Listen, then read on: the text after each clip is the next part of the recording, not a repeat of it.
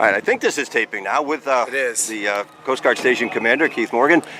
Good morning, sir. What's this all about this morning? So today is twofold, right? It's one to give back to the community and the town that was so gracious and donated a lot of money and a lot of gift cards during the government shutdown when we weren't getting paid.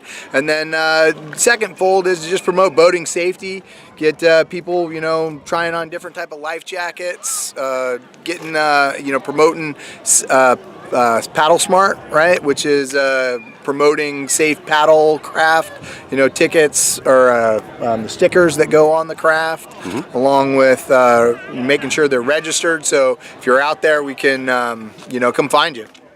Commander, anything particular to Gloucester? I mean, are these stations up and down the coast, are they all similar problems, similar difficulty to deal with, and same type things with cities and towns, or are they unique each unto himself? Well, yes and no. They all have their uniqueness, but we try to standardize them as much as we can. But it's kind of hard to standardize working with the community, and Mr. Morgan does a great job with coming out, making sure he's paying attention to the community, giving back to the community, and really this week's about safety. We want people to enjoy the water.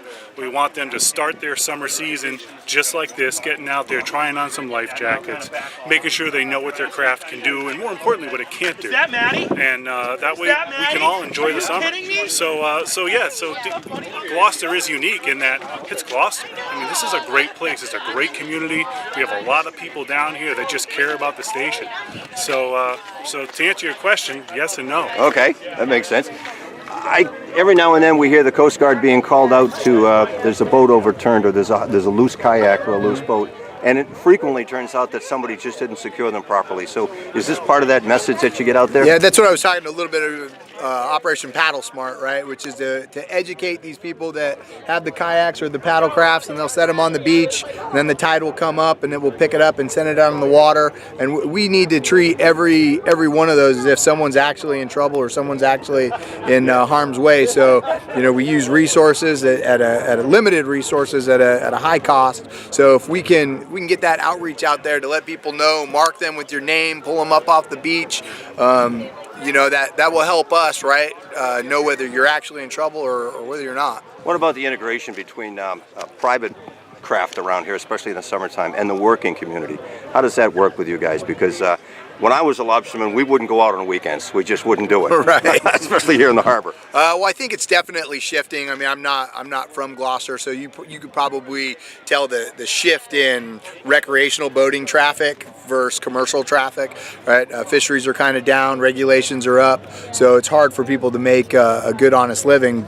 But what is good for the community is recreational traffic is there, and it's kind of replacing some of that for the town. So I would say probably 85% of our business is now, from the recreational boater vice the commercial. And Commander, how about you coming out of Boston? More difficulties or more integration with the Coast Guard and the working community rather than pleasure craft? Again, you're talking about a community like Gloucester that has a long-seated history of commercial fishing. So it's a little different in other ports where those ports have always been predominantly recreational use. But the Port of Boston and its surrounding communities, from Point Allerton all the way up to Newburyport for us specifically, we find that working with the community and working with industry really is where the rubber meets the road.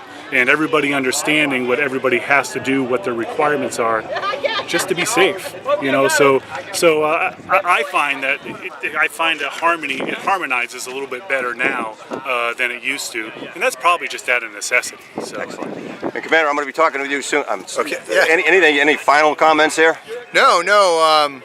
I hope everybody has a good day. I hope you get some food in you, and I hope the weather stays good like this. Thank you very much, gentlemen.